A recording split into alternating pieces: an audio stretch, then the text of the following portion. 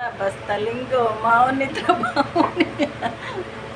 Oh, ito yung kaganapan dito, basta linggo. Oh, meron pa dito. May kumbira. Oh, kumbira. May lechon kami eh, di kumbira. Oh, yan yung kaganapan dito sa bahay kapag Sunday. Yan. Bisibisihan ng mga madla.